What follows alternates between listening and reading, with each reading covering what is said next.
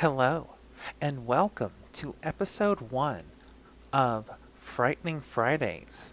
Episode 1. I am Neko Anonymous, and I'm here with my co host, I'm just Bunny. Just Bunny. Mm-hmm. No Dark Bunny or Bunny Night. No, it's not 1999 and I'm not 18 years old, so I'm just going to go with a one word title I don't know. Bunny. I feel like if it was, the 90s, I'd need to put like a small x and then a big X and then an underscore and, the reverse of that at the end of my name to feel edgy. Wasn't that more like mid 2000s? Because in the 90s, there weren't a lot of people on the internet, so you really had the pick of the crop when it came to usernames. It was only like after like the mid 2000s that you started putting like numbers and symbols and XXRAR type stuff. Rar. RAR. All right, but welcome to the first episode of our horror, cast. The Frightening Friday reviews, as it were. We're going to talk horror. Do you like horror? I love horror. Ah, Yes. wonderful. Well, hey, how's about we start by, like, little short intro before we get into our subjects. Uh, Favorite horror movie? Go. Oh, that's not fair. That's not fair. Oh, like artistically or what I like to watch repeatedly? In your mind, okay, forget all the various, subgenres of horror and, all that. The single like if you were on death row in a ghost asylum and all the ghost inmates, that had died were going to kill you, but you got to watch one horror movie before you went. What would it be? Oh, that's hard. That's hard. Uh, hmm. Shizer, I don't know. Shizer. Oh, so if I'm going to be ripped apart limb from limb, intestines strewn across the ghost asylum, and I want to just have the best experience before I do, I'm going to have to say artistically and just enjoyment wise and just from start to finish, just one of the most, I think, well put together, just I loved it. It's going to have to be Rosemary's Baby. Rosemary's Baby. Yeah. Okay. All right. Okay. All right. And apparently, the ghost asylum only has horror movies there, obviously, for this scenario. Um, yeah, it would have to be Rosemary's Baby. It's just it's I think it's like what most horror films try to at least story and plot wise accomplish, but sometimes miss the mark. They seem to take the real life element out of horror. Like horror comes from fear, living your life and the things that you're scared of, and it almost seems too fantastical in some horror movies, the elements, and I love those elements, and I'm not saying they're bad horror movies, but when you can really just take a slice of life and turn it into this horrific experience, and you just kind of get lulled into it as you watch, I loved it. So yeah, Rosemary's Baby. Okay. Um, I can understand that. The horrors of life are the greatest horrors of all. You know, Amityville. What's scarier than a mortgage? A mortgage you can't get out of because the house is haunted and no one wants to buy it. All right, my favorite horror movie. I have, like you, there are other horror movies that I do like for, like, comedic horror movie or, something like that, or concept horror movie. But just all time movie I'd watch in the Ghost Asylum, Insidious, bar none. I think Right.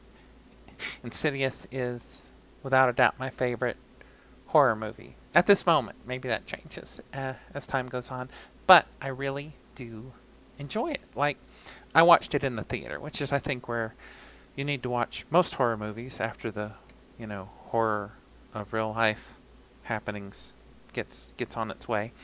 Loved watching horror in, a theater because, you get the surround sound and you can hear the rumble, you know. But like the first time when, you know, old ghost lady that's in every horror movie ever made now, I forgot her Hmm. name. But you know, when she like first walks into that bedroom and like the camera pans around and like that crazy little Darth Maul fucker's up in the, you know, corner just looking down at her, it's like, Yeah. and like Yeah. when they're in the beyond, you know, and like the dad's in like the workshop of like the little devil with the cloven feet. It's just like, this is great. It is great because it's like it's almost like primal. It's in your face, and I don't even consider Insidious a jump scare movie.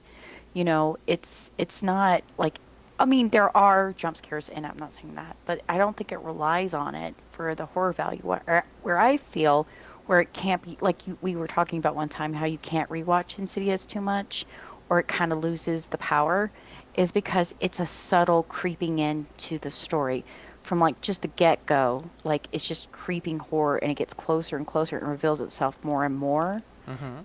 And that is what is terrifying because it totally puts you into that headspace of being frightened just by small degrees, inch by inch. And then by the time, you know, you do see something scary, and it's not necessarily a jump scare, you're already so afraid you just jumped. Wasn't that like the first horror movie we watched together on Netflix? On Netflix, yes. Though I think our first horror movie was the fourth, or maybe the third. Paranormal. Yeah, I think it Paranormal was the third. It Activity. was the Was it the witch third? sister. Which was it? Yeah, the It one was, with it the was one of those. Was witch. Yeah, yeah. And you'd never seen a Paranormal Activity movie before we went and saw that one. And then of course No, we I had to just go back and never. watch them. Yeah. No, I think it was the witch sister one where they like yeah. So and it was like set in the 80s and they had those big ass, you know, VHS The one where cameras. the evil demon like yanks the little kid up by her hair. That one. Yeah. Yeah. Hmm. Um, Yeah. So I was going to say that I knew that I know that's your favorite horror movie, but like I didn't know it would be put to the about to be, you know, killed in a ghost asylum test. Favorite horror movie. I didn't even know there was about to be killed in a ghost asylum test until we started. So, Oh, okay. to be Oh, fair, I know a good one. To be fair. to be fair. No, I was thinking about this, you know, when I kept wanting to talk to you about the things we're going to talk about, Mhm, mhm. but we haven't talked about because we're saving it up for this. Uh, with so we're definitely we've covered our horror, Hara. horror. No, I was just saying because like everyone says horror differently, especially since we're from the South. You have to watch how you make sure you emphasize your double R's because it's just going to sound like you're saying horror. Horror. Um, Horror. right. But horror, we covered horror movies. What about horror comic books? What was your first horror comic book you ever read or that you can remember reading? Well, see, that was going to be the get to know us for episode 2. Well, I've already brought it up, so let's just get it out of the way. Blasphemy. Taking away No, come on. content, one subject at a time. All right, so favorite horror comic book? No, Um, you're first. I'm oh, not. my I didn't say we can first? save Yeah, yeah. Okay. We can save the favorite for the second episode. I'm asking for your first Oh, okay. All introduction right. to horror comics. First introduction. It would have been um, one of those little digest size horror anthologies. Um, and and I'm not 100% sure, but it was. I'm pretty sure it was a Tales of Horror or a Haunt of Horror, but you know it was the TV Mm. Digest size, you know, anthology kind of thing. And the story I remember vividly Mm. is like it's pre-electricity, you know, like this dude and his family are in this house and they're getting haunted, and you know it's just it's terrible. You know you don't want to be haunted at a house, but eventually like one night the hauntings just get really really bad and like you know the family just runs screaming out of the house. Um, but like lightning strikes the house like right as they get out of it and burns the fucker to the ground. And you know the ghost had woken them up, Mm. you know, in the night to try and get them out of the house because you know it knew that the house was going to get struck by lightning and burned down, and it didn't want people to you know die. So it wasn't you know an evil ghost, and I guess that was my first you know intro to that whole. I don't want to say value or learn something at the end, like an episode of He-Man or something. But that whole EC, storyteller thing, where it's like, oh, the ghost wasn't evil at all. It was just creepy to get them out. Like that. Yeah, like morality tales. Yeah, Yeah, that yeah. was what EC was really known for. So my first introduction with horror comics actually came directly from EC Comics because when I was younger and my mom during the summer, her boss was only there sporadically. Mm-hmm. And he had an entire collection of old comic books. And he had said, we were allowed to look at them as long as we were careful. And of course, he had things I wish to God I had now. Not that I would have taken them from him, but like I wish I could have somehow gotten them if I had known, if I had only known back then. So he had like Walt Disney comic books, Huey, Dewey, and Louie from like the 30s and the 40s. But he had an entire rack, like file cabinet rack, full of EC comics. The Haunted Cauldron, Tales from the Crypt, uh, just all of those. And I read so many of them. I can't really remember a lot of the stories because I read, how how I read now. When I was a kid, I just ate stuff up. But I think the one I faintly remember, it was because it was so gross. It was basically like where this chick had been cheating on her husband, and her lover had conspired to murder him, and then they went and buried him out in backwoods of nowhere. But she keeps hearing him call her name, like calling her on the phone, hearing his voice, during the day. Finally, she hears him very close to the house. She opens up the door, and there his corpse stands, reaching for her right before he's about to kill her. And it was just like it had been days since, they had buried him, and his face was just like crawling with maggots and putrid flesh, and it just horrified me. And that's the one I remember the best. Oh, okay, all right. Little grotesque horror. Mm, And yeah, and I'm assuming you meant God's country when you said Outback God. something like that. Yeah, I'm tired. Yeah. That's okay. All right. Well, let's get to our topics today. The reason people would tune in to listen to us. We have for you lovely ghosts and ghouls and goblins, and we need a word for our listeners. Uh, Let's see. Giblins. A The mi- Waters? Giblins, a mix of ghosts and goblins. Giblins, Giblins. Giblins? That sounds like that sounds like some strange southern dish that goes along with chitlins, dear. No. Giblins and chitlins. Uh, I was gonna say fix it in post. Fix it in post. We'll fix many things in post. But all right, for all of you lovely listeners out there, our topics for today are Nice House on the Lake, the Amusement Park, and Bunny Mask. Hey, we have a bunny to talk about a bunny mask. Yep. I'm not really qualified in any other way, but yeah. You're qualified to talk about bunny mask, I'm sure of it. All right, so Okay. let's All right, so let's talk Nice House on the Lake. This is a comic book. Issue 1, or book 1 is out. It's called book 1. And it's by writer James Tynion, or Tynion. I'm not 100% sure on how you say that. But he's the guy who's been writing Something is Killing the Children. And he's on the Batman run right now. But anyway, so this won't be super spoilery because it's just book 1, and there's going to be like 10 books to this. So we can go a little deep on it. Anyway, so preface, the byline, I guess, for this. Byline's probably not the right word. Summary? Summary. Bunch of, people who faintly know each other. Some are friends, some aren't. But they all have this one connection to one guy, and he invites them all out to this nice house on the lake. Obviously, it's a nice house on the Mhm. lake.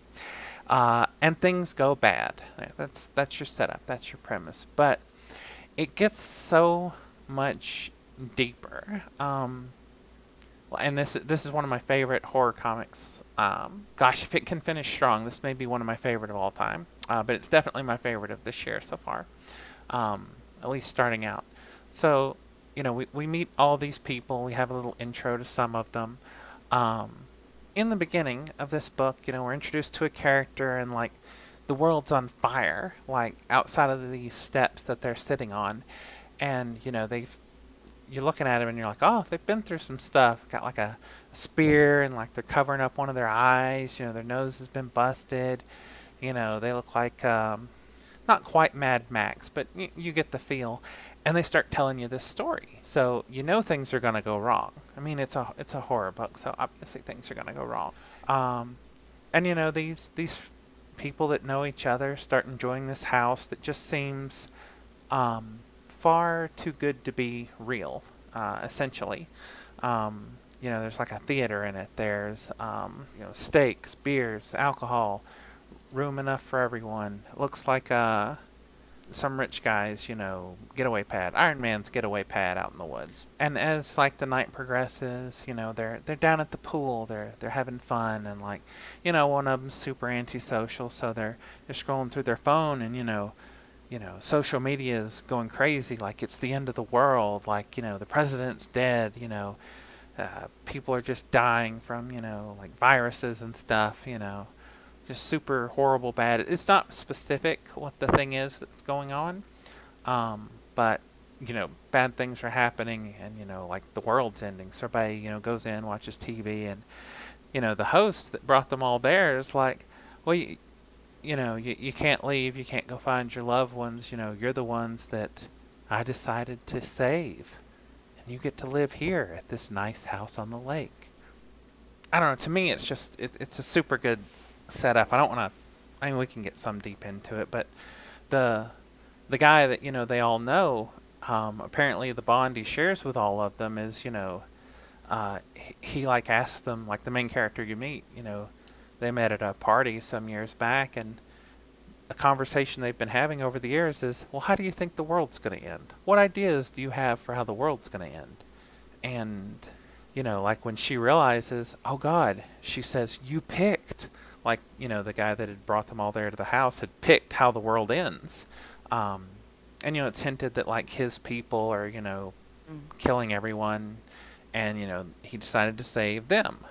And, of course, some of the characters lash out at him, but, that's a futile effort as he sort of phases in and out of reality. So it's got that classic horror, um, setup, but like I guess with a twist. Um, but I love horror when it has a little sci-fi in it. I really, really dig that. Top tier for me. Like I really enjoyed this. What did you think? I can. You keep saying there are sci-fi elements. Are you referring to the unknown catastrophe of the world and being picked as like an experiment? That kind of sci-fi element? I mean more like our guy, Willard, William. Damn, what's this? William Gibson. Walter. Oh, Walter. I'm sorry. I thought you were talking about William. Okay, go No, no. ahead. So Walter. Walter, the way I took it, Walter is obviously from some other race. Like he is definitely not human. Um, like he's either from an alien species or something of that nature, or maybe like him and his friends are scientists that created the world. It's just this big experiment, and they're bringing all of these characters that are at the house on the lakes, worst fears, to fruition to torture them. And so I don't know. There's some element that's not standard. He's not just a bad guy. He's not human. He's something else. Okay, I can see that where you would go with that slant. So I don't particularly see it as a sci-fi like origin, whatever Walter is. I think Walter is not human. That I am sure of. but I don't necessarily know if it's from alien origins, right? I'm not for sure on that point. I'm not going to stick a pin in that yet. But I did really appreciate how, we start off what it seems like to be at the end, fire. God said, next time it would be fire. So I Mm. really got that feeling of like apocalyptic ending there. And I liked how we were already introduced to the person who, the narrator, even at the end. And just like the way the story is introduced, you get introduced to characters pretty quickly. There were some elements that even you missed in the storytelling that I had to bring up to you, remember? That's true. That's true. But so even if it's brief, it's still very in depth. It's still very like, here are your characters, here are their elements that are important to the story. And even you miss some parts of it when reading it. And that's how great James is like he can just kind of throw a sheet over your head and you don't even realize it. Um, but anyway, the one thing that I did note that maybe I thought what you were thinking about why it's kind of sci-fi-ish is it feels like an experiment. Like, do you remember the House of Stairs? Have you ever heard of that book? No. So it's a brief book about a bunch of teenagers stuck in this place with that's basically like never-ending stairways, going up, going down, but they always bring it back to a center of this space that they have been found themselves in. They don't know how they got there. They don't know who brought them there. They don't know what's going on, but it's basically like an experiment on these people and behavior. Um, I almost felt like that is what this is. And I don't necessarily know if it's aliens or super beings, but it definitely feels like that to me. And then if you notice on the cover, Nice House, and like of course like the A cover A is like the chick in the water with all the bones around her. Mm-hmm. But if you look under the title, you see little symbols, and the very first symbol you see is highlighted yellow. And if you look correspondingly at when they're doing the introduction of the characters, like this is the artist, and that's all I'm going to say. That is the symbol of the artist, I think, being highlighted there. Yeah. And so the symbols being there, I was like, that's kind of runic, very sci-fi-ish there.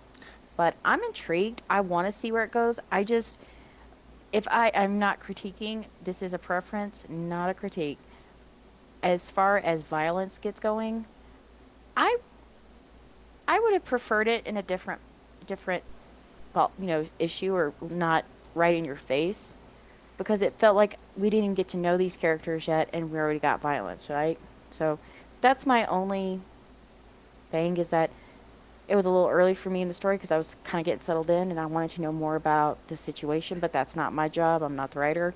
So I'm just waiting to see if we get to actually get to know our characters more. That's what I really want to do. Yeah. Characters are very important. And so far, I like the characters, but I assume we're going to get more because my guess is we'll probably have, an issue or two where they're like stuck in the house. Some of them are going to pair up and like try and go out to the world and everything. But the thing that makes me really think it's sci-fi is when Walter's explaining everything. When he's saying, this is why I brought you here. He says, I wanted to save you from what my people were going to do to your planet. And to me, that screams Mm, alien. I guess that's true. Maybe I missed that too. But it almost feels like that's, and I'm not picking it apart. Please don't misunderstand. But it seems like a very easy, a very, I feel like it's a red herring. I It feel like that's a red herring. it could be because the little runic symbols you mentioned, they're also surrounding the house. Like she's sitting in front of one at the very opening of the book, like and the fire is Right. just outside one of these. Um, I want to say statue, not statue. Sculpture? Sculpture. Yeah. So these sculptures that are like surrounding the house in that opening, you can see the fire. Like the world is burning. Like even some of the pictures they see on social media, like the world's on fire. But other things like people's eyeballs are like melting and stuff. It's like So you may be right. That may be like a complete to put you off track because to give you the answer so early seems odd unless the story. It does. the journey becomes the story as opposed to the end. So, just gonna say, if I were sitting in a theater, like if this were a movie one day, and this book was the first 20 minutes of the movie, I would be hooked. Like I'd be there. I'd be like, all right, I'm in this. Let's go. Yeah, I can see that. I can see that because it gets you right into the story, and like I said, James does a great job of just getting you right in there, lubricated, ready to go. Just get into the story, and it doesn't matter that you don't have all the details because it's cohesive. It's like it goes boom, boom, boom. It takes you to the next, where he wants you to go. And I think that's what a lot of people, at least I'm assuming, why people are really into his writing is because it gets you where you need to be. I find sometimes in writing, people just write a whole dissertation about a leaf that didn't really need to be there and takes you off course of the story. And I think that's why he is like his characters are so popular in his writing is because it's so story driven. Yeah. I know a lot of people are talking about this, and I think it leans to what you're saying. Like, it's not one of those comics where I had to wait till issue 2 or 3 to get whopped with something. Like it it brings it puts it on the table, and it's like, here you go. This is what you need to know if you want to read the rest of this. Here is the Yeah. the horror. And maybe there's going to be like survivor's guilt or, you know, this, that, and another. You know. Well, yeah, most definitely. So I just want to see where it goes. That's just where I kind of want to be. Like I'm not going to put it down just because something happens I don't like. That's I only get that way when I feel like uh when they just don't. Well, I'm not even talking about James. I'm talking about just books in general. It's just when they. I am not a fan of people who write all around the world to get one point across. I don't Mm, like it. So I think I'll enjoy it. agreed. And we we won't be visiting this every issue or anything like that. It's just issue 1. A tenth of the story. Where does it go from here? Maybe revisit it when it's done and be like, you know, be like, so do you still like it at the end of it? And maybe it's like, no, it was dumb. I don't like it.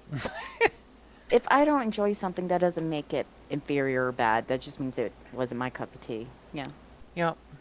All right. Shall we move on to our next topic of discussion? Yes, dear. All right, my little ghoul. Let's move on.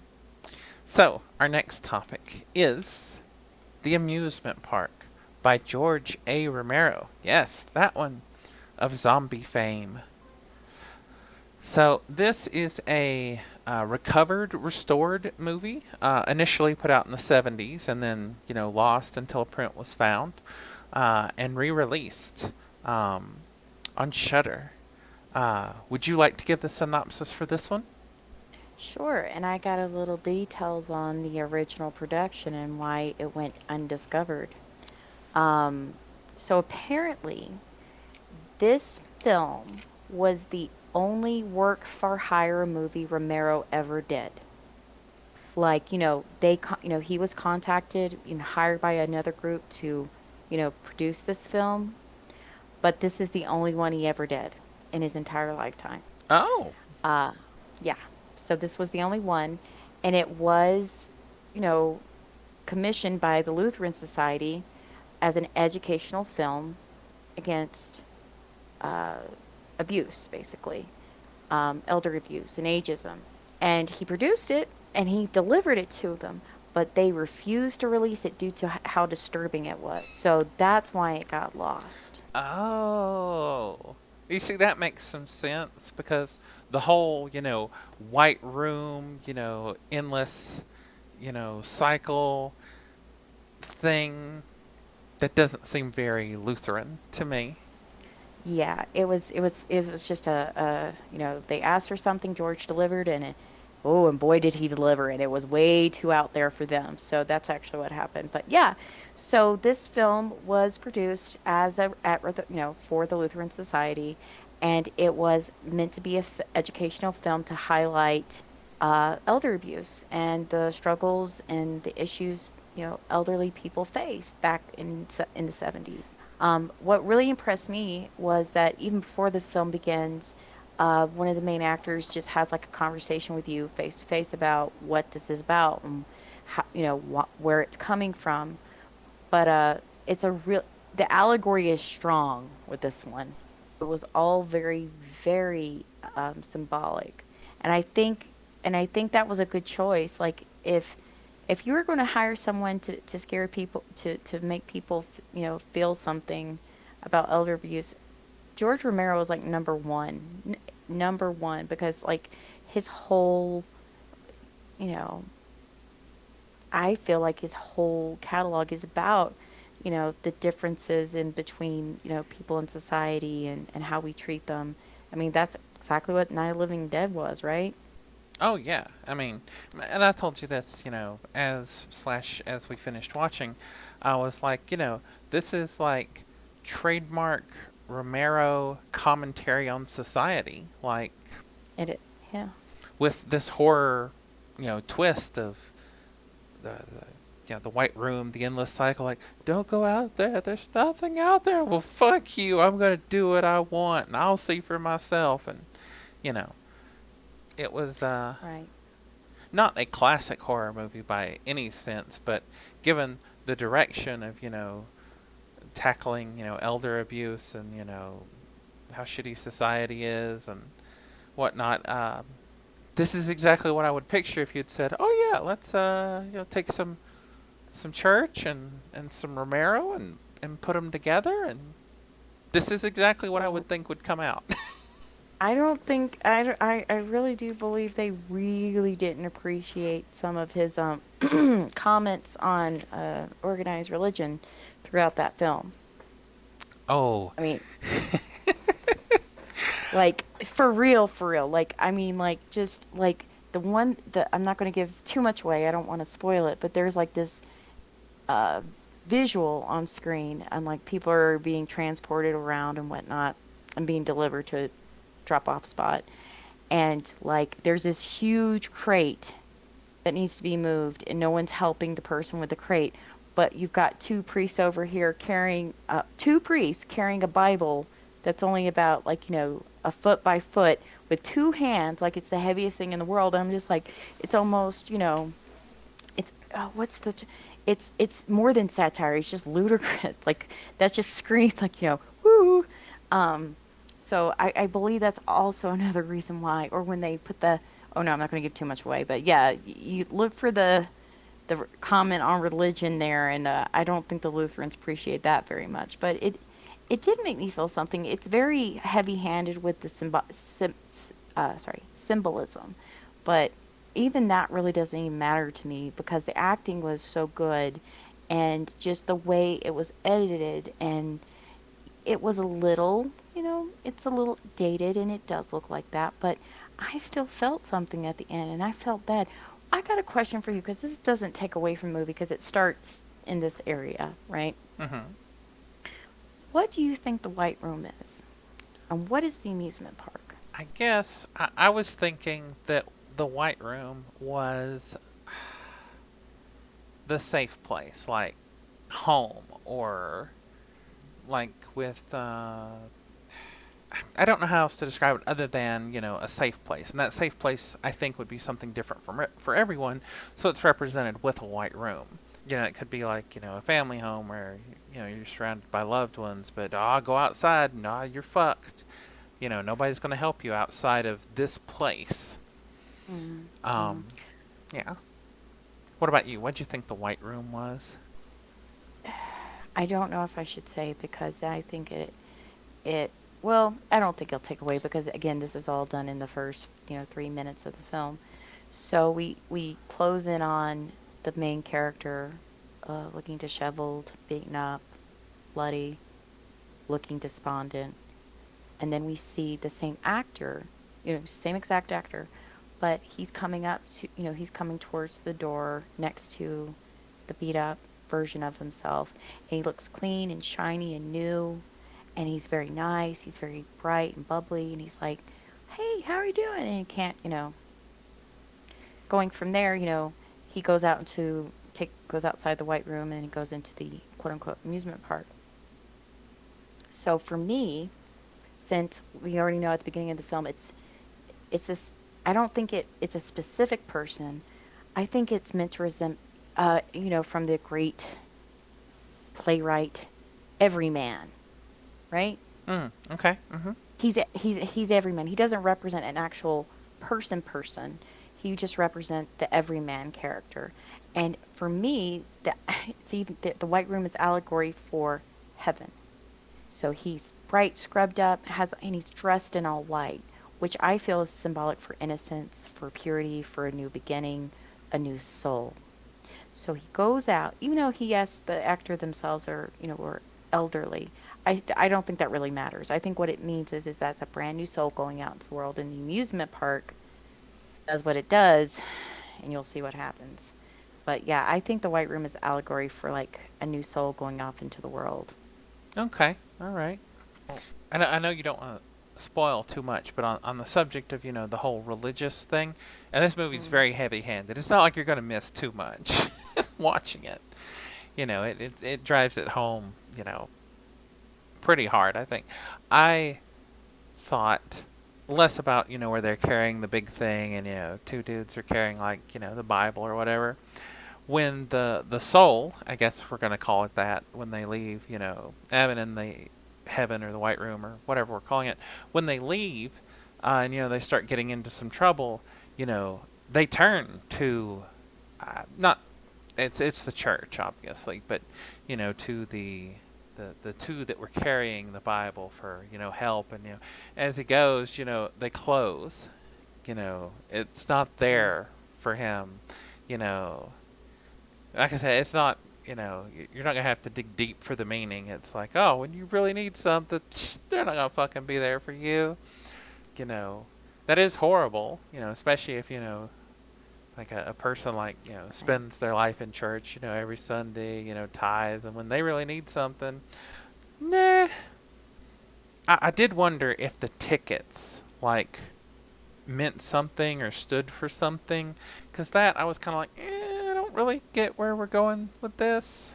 I think that was meant to represent the things that, as you go through life, you know, you have to use certain parts of yourself to survive. Like you have to have a strong mind. You have to, I think it can be both, monetary. It could represent money or wealth, but I think it could also represent just, the effort, the energy, the things that you do to survive. I think those are representative because, there's a part where they're trying to get tickets and they're pawning every little piece of themselves to get it.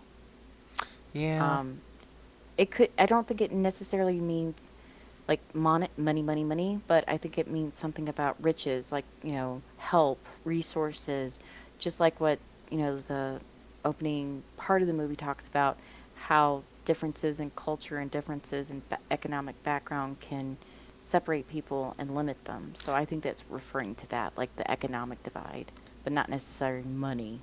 Maybe it's more like pieces of themselves, like because every time he went on a ride or got food or whatever, he's giving away tickets, and it just kept getting worse and worse. Like he loses things, like I'll just say he loses things, in case you want to watch this. It's not a classic horror movie by any means, but it's It's good. it does what it do. Yeah, it's good. It's like what we were talking about. It takes the horror of real life and the dark places, like the bad things that everyone tries to ignore because people talk about how they love their grandparents and they think that senior citizens should be taken care of, but how many times have we seen an elderly person in need and get no help? Oh People yeah. won't even hold the door. I've seen people not even hold the door open for an older person who is having, some mobility issues here where we live. That just made me disgusted. So people do ignore that. It's basically Romero trying to say, you people don't want to see the bad stuff. Well, I'm going to shove it in your face. And it is disturbing to look at it that way. And that's probably why the Lutheran Society didn't want, because they didn't want, yes, they wanted, highlights about elderly abuse, but they didn't want to see the real outcomes of elder abuse. You know what I'm saying? Yeah, definitely. But all right, we'll we can end that one there. It was a Romero, and I thought, well, let's slide some Romero into episode 1 of Frightening Fridays, right? Um, on, Yeah. on the subject, before we move on to Bunny Mask, favorite Romero movie? Oh, that's not fair. How is that not fair? Cause I don't dislike any Romero film, but I kind of, because were the additional Night of the Living Dead like sequels? Were those also Romero's, or no? Those were directed by other people, right? The remakes were directed by other people. But he did No, like not the the not the remakes. The sequels in the 80s is what I'm talking about, the 80s. So you had Dawn of the Dead and Night of the Living Dead. right? That was or Night of the Living Dead was Correct. late 60s. Dawn of the Dead was late 70s. Day of the Dead's the only one that I'm aware of Mm-hmm. that came out in the 80s, and it was a Romero. And then you wait 20 years to get a series of like three more, like a I guess you could call it a sequel trilogy of zombie goodness, because you got the original three, Dawn, Night, and Day, but then you have the follow-up trilogy that he did, Land, Survival, and Diary. I'm trying to think of what I'm talking about. Well, I mean, there were definitely Uh, remakes to them.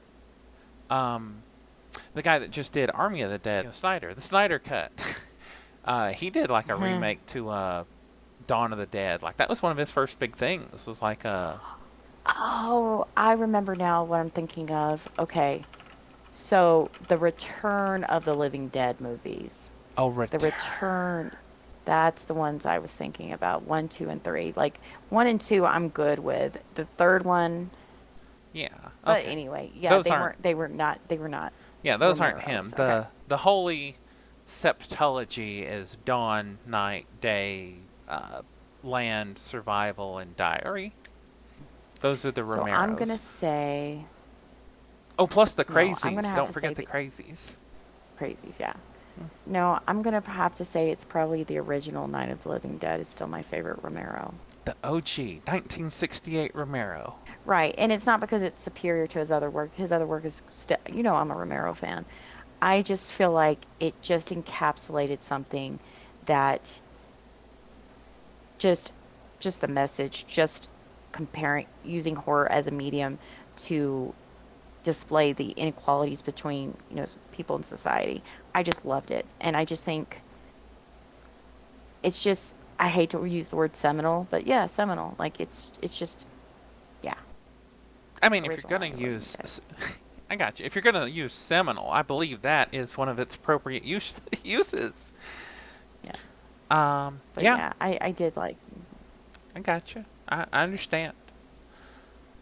And I've I told know you. which one is yours. Oh, which one's mine? Uh I've told you before, but yeah, go ahead, hit me. Land of the Dead. Yes, Land of the Dead is without a single doubt in my mind, like the best, like maybe the best zombie movie. Period. And it's because of all the things like it's good action, it's good zombies, and it's good social commentary. Like, I freaking loved when the zombies went into the water and then they were coming up out of the water, and the whole bus that's armored out, and the survivors, and like there's the city, the walled city, where you still have classism. You got the rich people and you got the poor people, and the only reason that one of the characters we're following is fighting zombies and going out and getting food and shit is because of the promise or the hope of rising up, the social ranks. The only reason he's risking his life is to have a better seat, get a higher spot in the tower, literally and symbolically, a higher spot. Figuratively. Figuratively, yeah. And the rich people, they're like, no, I don't care what you do. You're not, gonna eat steak at the nice restaurant. Get out of here.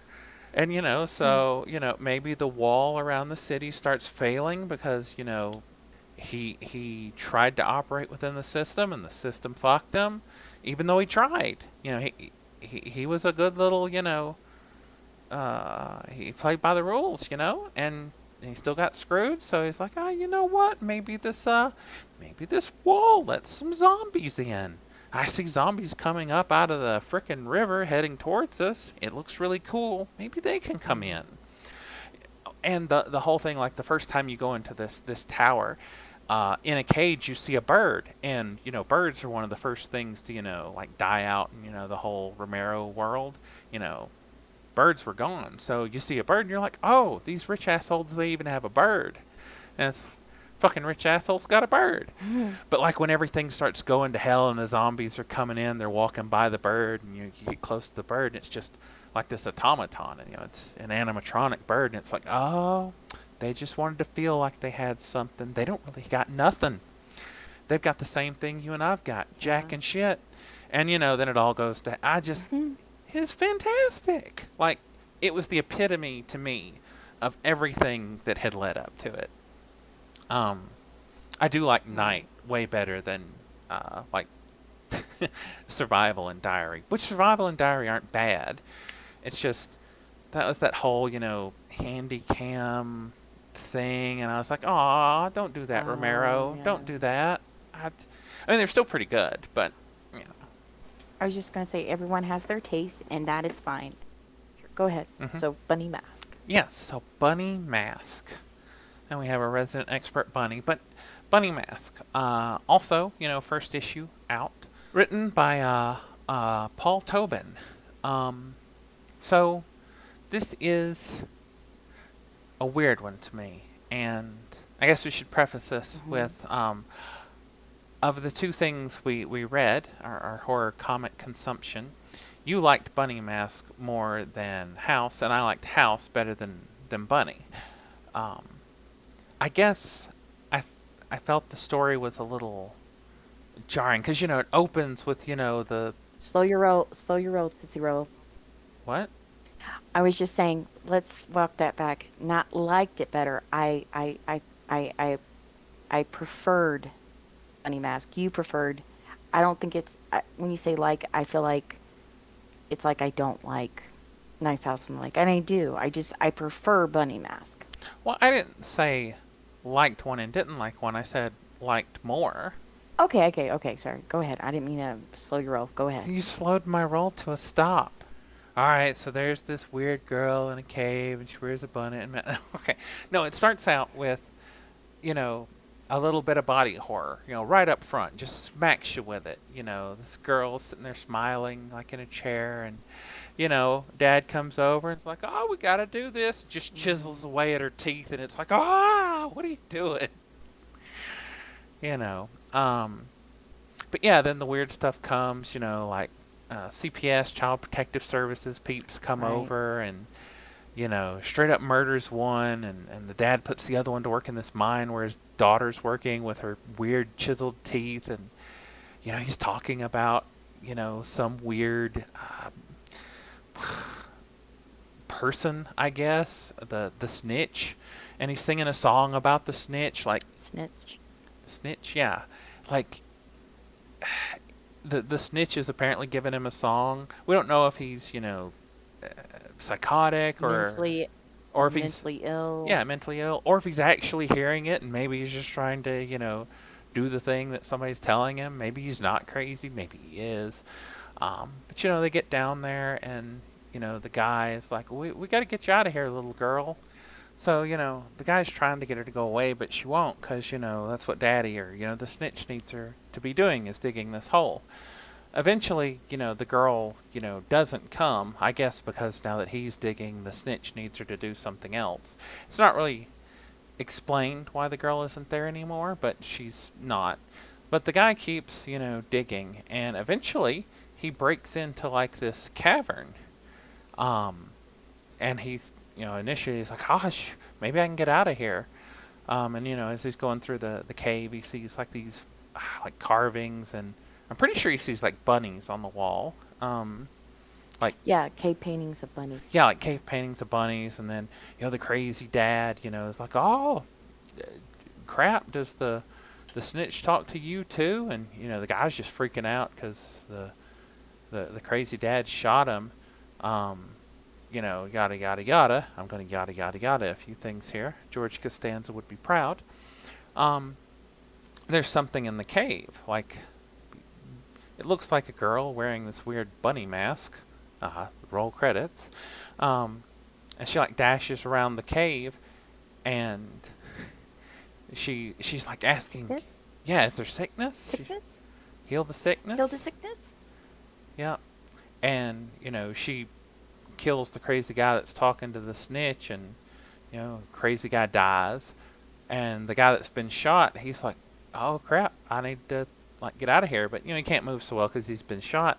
And then the little bunny mask girl thing, I don't even think it's a girl. Like, you're laughing. That's the visage. That's the visage. Oh, is it visage or visage? Visage. The visage she projects is of a girl in a bunny mask, Yeah, it's but more we like don't know exactly what the hell it is. we don't know what it is. In some of the frames, it looks like a symbiote, like Venom or something. Like this gooey thing, but like it can turn into the. You don't really know. You're in a cave. It's dark. Everybody's drunk. They don't remember it. Anyway, like as he's like limping away, the little symbiote girl head bunny mask thing like pops up and goes.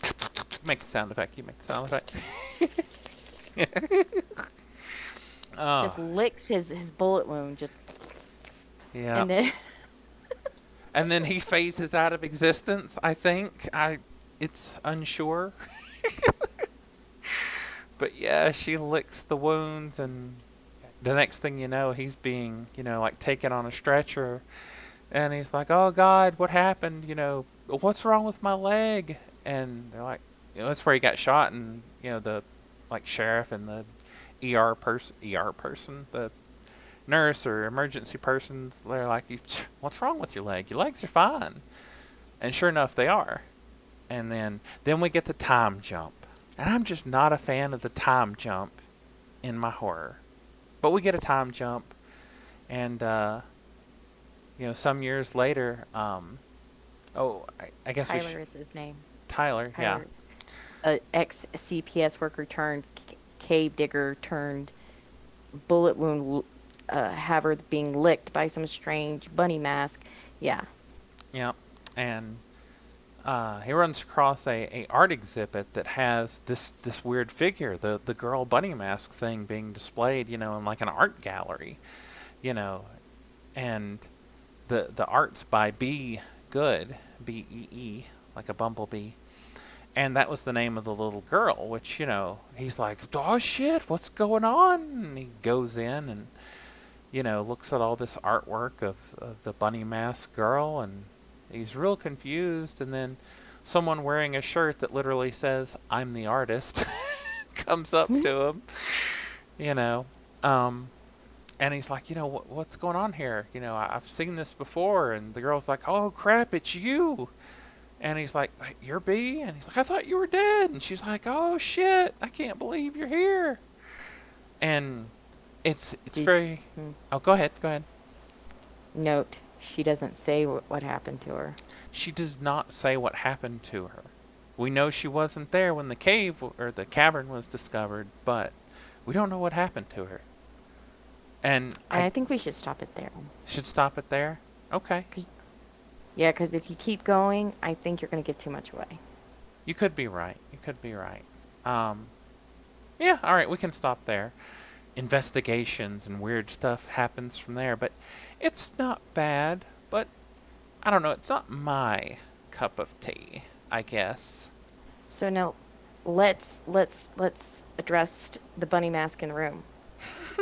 You said before I read Bunny Mask in a Nice House on the Lake, I would prefer, because I don't like it more, I just prefer Bunny Mask to the story in Nice House on the Lake. So I said, before we did this podcast, I said, why did you think I would prefer Bunny Mask over Nice House on the Lake?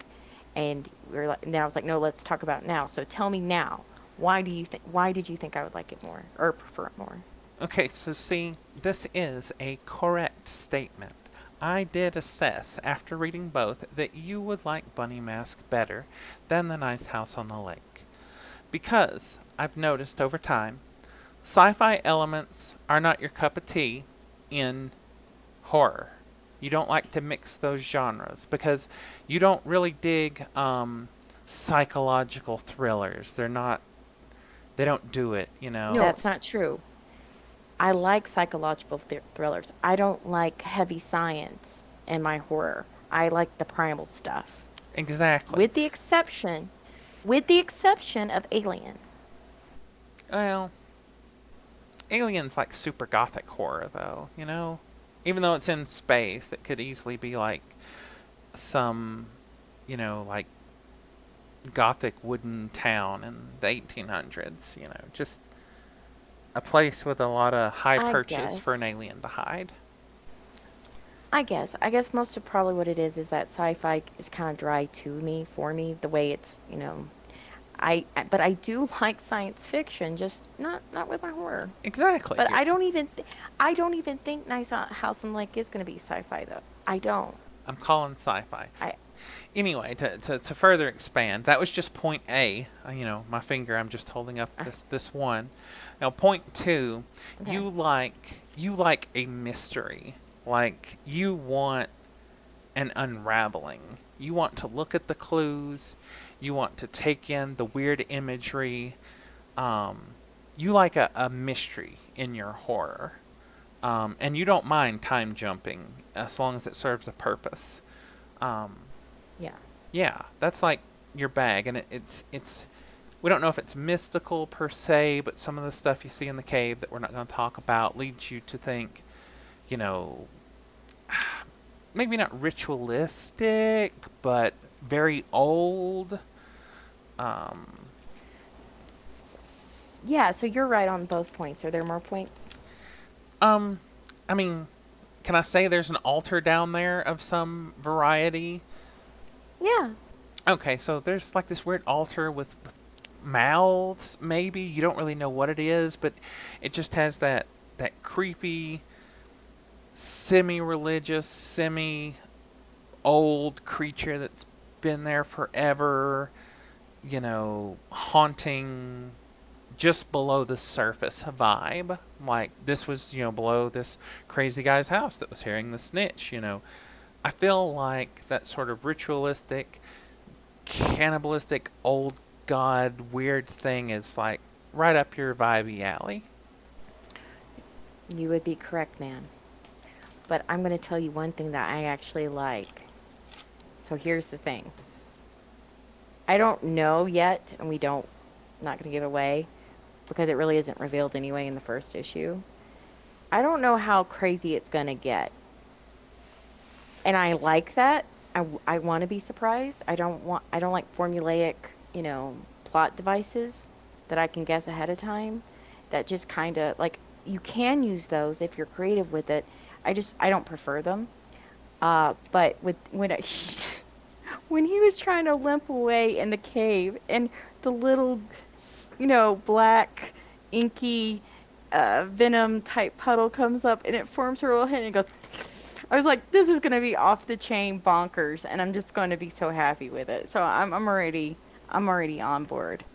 Weird, grotesque body things. Yeah, I'm here. I'm totally gonna read it, and I do want to read it. It's just, oh, like I said about Nice House on the Lake, I like when it hits me with the prime problem, the prime catalyst. I want that to up front. That way I can decipher as we go.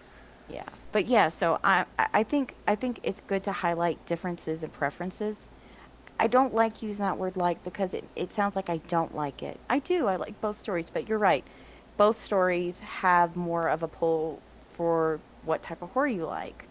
And I still want to read both because I feel like James is also going to pull an off the chain bonkers move.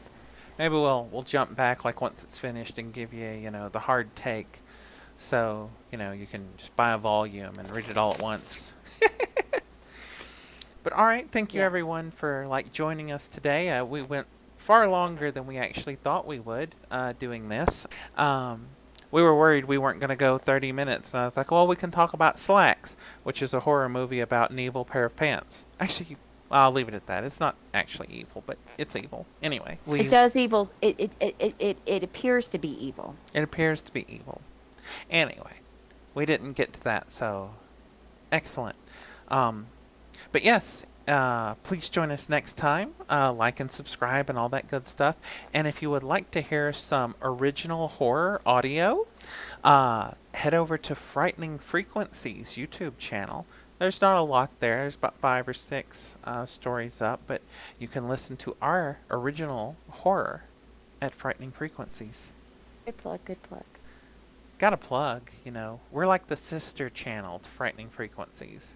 We're honest horror. Thanks for listening to us, guys. If you have any ideas or suggestions for our podcast, we'd love to hear them. We'll have all of our social plug below. Thanks again. Have a frightening Friday.